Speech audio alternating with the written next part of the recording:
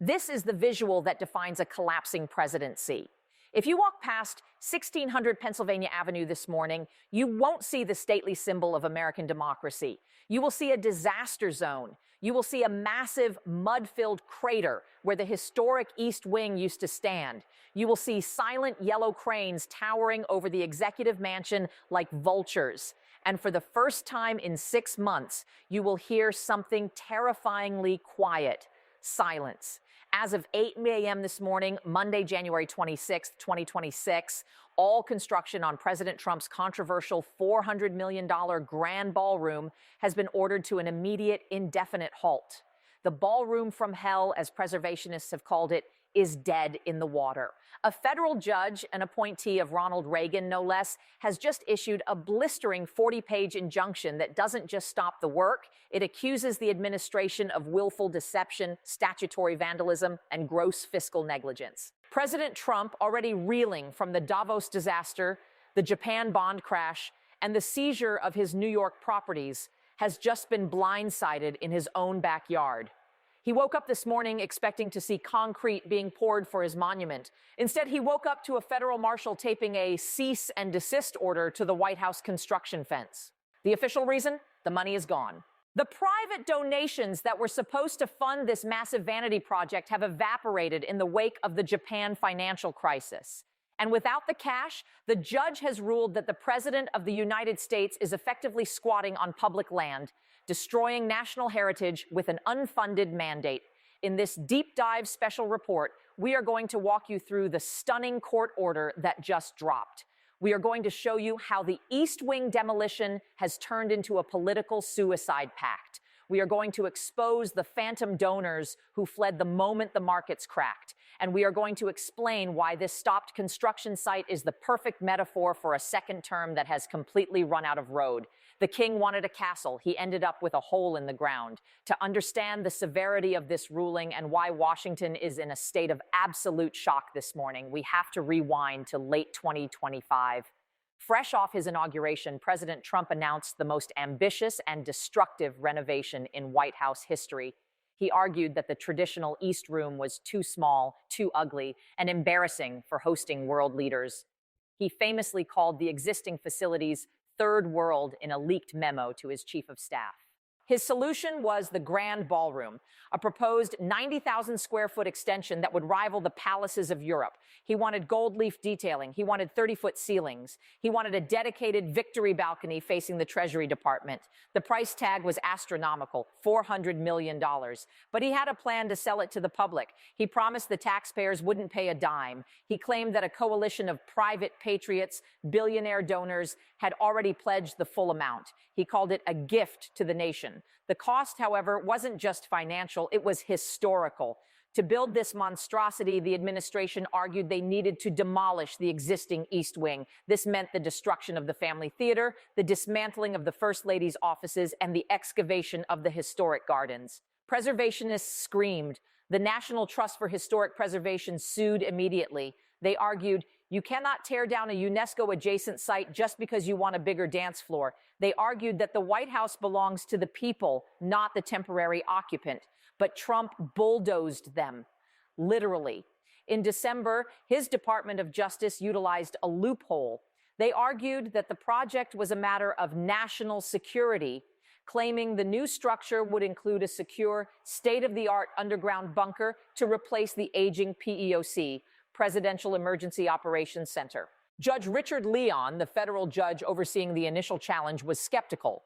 But faced with the national security card, he allowed the demolition to proceed under strict conditions. The East Wing came down in weeks. It was a shocking sight, wrecking balls hitting the White House complex, dust covering the Rose Garden. It was visceral, but the deal was simple. You can dig the hole, but you cannot pour a single ounce of concrete for the new structure until the money is in the bank and the design is approved by the National Capital Planning Commission. Trump gambled. He tore it down, assuming the money and the permits would follow. He assumed he could bully the donors and the regulators. He assumed wrong. This morning, Judge Leon returned to the bench, and according to everyone in the courtroom, he was furious. We have the court transcript released minutes ago. It reads less like a legal opinion and more like an indictment of the entire administration. The judge slammed the Department of Justice lawyers for what he called a bait and switch of monumental proportions. Here is the core of the ruling. The administration admitted in a closed-door sealed filing on Friday night that the private funding for the ballroom is currently missing. The pledge of $400 million was based on non-binding commitments from major donors, hedge fund managers, real estate moguls, and casino tycoons, the usual suspects of the MAGA donor class. But remember what happened this week? The Japan bond crash, the asset seizure in New York, the Davos walkout. Those donors, they are currently facing margin calls. They are watching their portfolios bleed red ink. When the Treasury Department called to collect the actual cash for the ballroom fund on Friday, the donors ghosted. One major donor, reportedly a Las Vegas casino magnate who had pledged $50 million, formally withdrew his pledge on Saturday night, citing market volatility and fiduciary responsibility to shareholders. Judge Leon's ruling was brutal. He wrote, "The executive branch has demolished a historic federal structure on the promise of replacement funds that do not exist. This court will not allow the People's House to be turned into an abandoned construction site fueled by phantom capital and broken promises." He ordered an immediate stop work order. He ordered the General Services Administration, GSA, to provide a plan to restore the site, meaning fill in the hole if funding is not secured within 30 days. Think about the implications of that order. The President of the United States might be forced by a federal judge to fill in the hole he dug, leaving the White House smaller, uglier, and less functional than when he found it.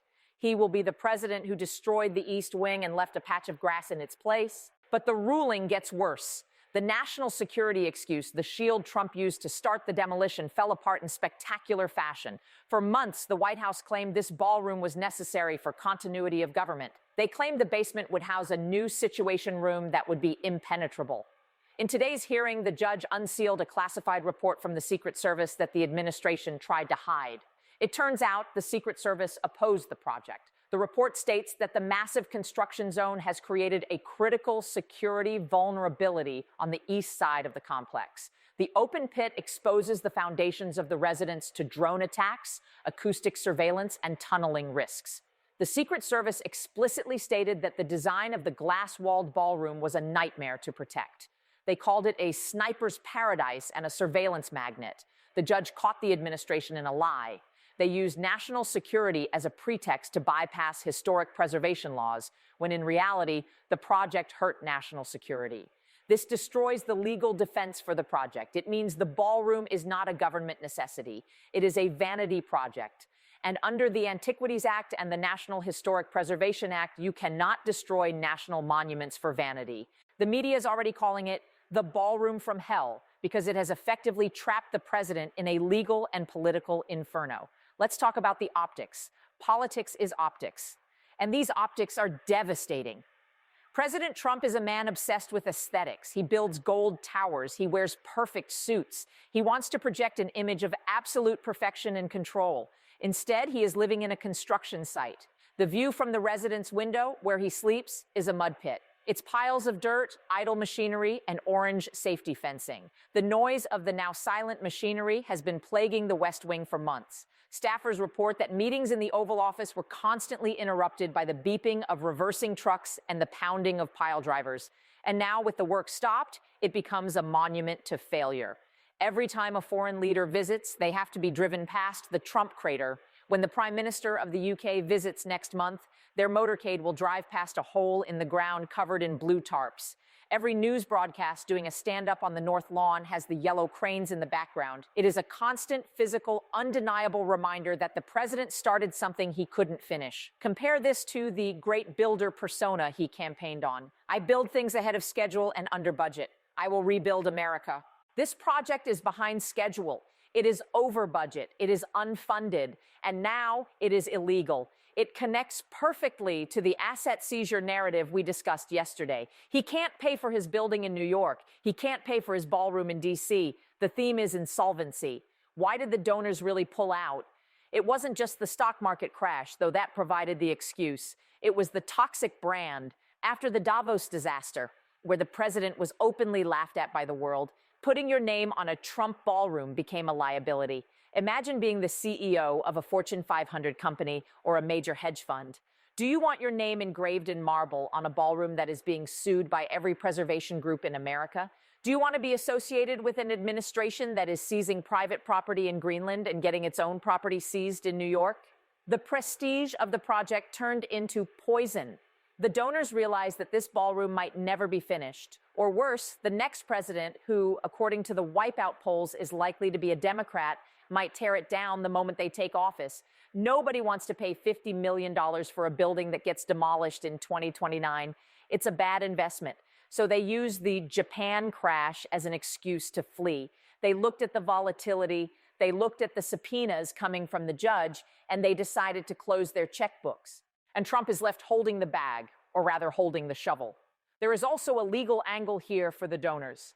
The judge hinted in his ruling that if the funds were promised but not delivered, the donors might be subject to fraud on the court investigations if they signed affidavits claiming the money was secure. The donors are lawyering up. They are distancing themselves from the White House at record speed. The Trump donor class is fracturing. The Democrats are already weaponizing this, and they aren't holding back. House Minority Leader Hakeem Jeffries released a statement minutes after the ruling. He tore down the East Wing. He tore down the economy. He tore down our alliances. Now he stands in the mud of his own making. He is the demolition in chief. It is a powerful, visceral metaphor. The East Wing contained history. It contained the spirit of past first ladies: Jackie Kennedy, Nancy Reagan, Michelle Obama. By destroying it for a ballroom, Trump played into the barbarian stereotype. And by failing to rebuild it, he plays into the incompetent stereotype. The poll numbers from the Wipeout survey are being updated as we speak. Independents are disgusted by the waste. Focus groups are saying things like, why is he building a $400 million ballroom when gas is $6 a gallon? He cares more about his parties than my grocery bill. The contrast between his luxury obsession and the voters' economic pain is lethal. It reinforces the let them eat cake narrative. And the Republican senators, they are quietly furious. They have to defend this. They have to go on TV and explain why the White House looks like a strip mine. Senator Mitt Romney, or his ideological successor in the Senate moderate wing, was quoted on background saying, "This is what happens when you govern by whim, not by law." We warned him not to touch the East Wing. Now we all look like vandals. There is talk of a Senate inquiry. The Senate Committee on Public Works might call the GSA administrator to testify. They want to know who authorized the demolition without the funds in the bank. If that hearing happens, it will be a televised disaster for the administration. So what happens next? The judge gave them 30 days. Find $400 million in cash or fill in the hole. Can Trump find the money? Maybe. He could try to divert funds from the military, like he did with the border wall in his first term, but the judge anticipated that. The order specifically bars the use of appropriated funds without congressional approval. And with the wipeout looming, Congress isn't giving him a dime. He could try to get a foreign government to pay for it. The Saudi ballroom, imagine the scandal, a foreign power paying for an addition to the White House. It would be impeachable instantly. It violates the emoluments clause in the most direct way possible. So the most likely scenario is the most humiliating one. The GSA hires a contractor to pour dirt back into the hole. They plant some grass. They restore the exterior wall of the residence. And the Trump ballroom becomes a phantom limb of history. This is the nightmare scenario for a man who wants to leave a physical legacy. He wanted to leave a palace. He is leaving a patch of fresh sod where a historic building used to be. It is a symbol of a presidency that promised greatness and delivered destruction. Let's contextualize what was lost.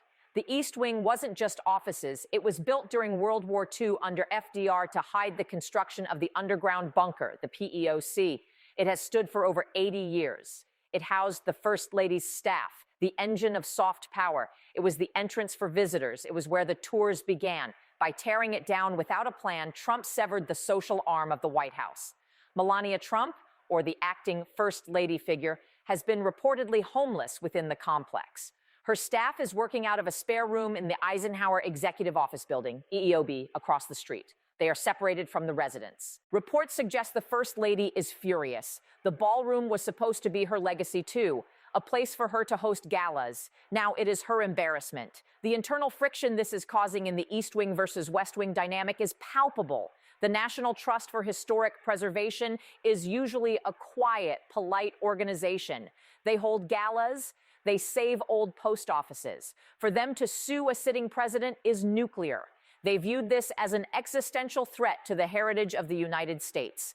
They argued that the White House is not the president's property. It belongs to the people. It is held in trust. Trump treated it like Mar-a-Lago North. He treated it like a tear down in Palm Beach. The judge's ruling solidifies a critical legal principle: stewardship, not ownership. This precedent will shackle Trump for the rest of his term. He won't be allowed to paint a wall without a permit now. The courts will be watching every renovation request with a microscope. Here is a detail the mainstream news missed. The construction crews on site, they belong to unions, the laborers, the crane operators, the cement pourers. When the Japan shock hit on Friday, the unions demanded assurance of payment. They know how Trump operates. They know his history of stiffing contractors in New York and Atlantic City. The contractor, likely a major firm like Turner or Gilbane, couldn't give that assurance because the donor money froze. The unions walked off the job before the judge's order. The judge just ratified what the labor market already decided: no pay, no play. Trump, the self-proclaimed builder, lost the support of the builders. The image of union workers walking off a Trump job site is a powerful signal to the working-class voters he relies on. The claim that the ballroom was for a new Situation Room was the most dangerous lie of all. The current Situation Room in the West Wing basement was just fully renovated in 2024. It is state-of-the-art. It cost $50 million. Intelligence officials testified in closed session that moving the sit room to a glass-walled ballroom basement was insane. You don't put the most secure room in the world under a dance floor, one official said. You don't put it next to a catering kitchen. The judge saw this testimony. It was the smoking gun that proved the national security claim was a pretext. It proved the administration was willing to compromise actual security for the sake of a party venue. There is a terrifying legal thread here for the White House counsel. If the administration submitted affidavits to the court claiming the money was secured when it was actually just promised, that is potentially perjury. The judge has ordered the White House to produce the donor commitments by Wednesday. He wants to see the names. He wants to see the signatures. If those documents show that the money was never truly there, that it was all smoke and mirrors, someone is going to jail. Not the president, but maybe the GSA administrator, maybe the campaign finance chair. This turns a construction dispute into a criminal fraud investigation.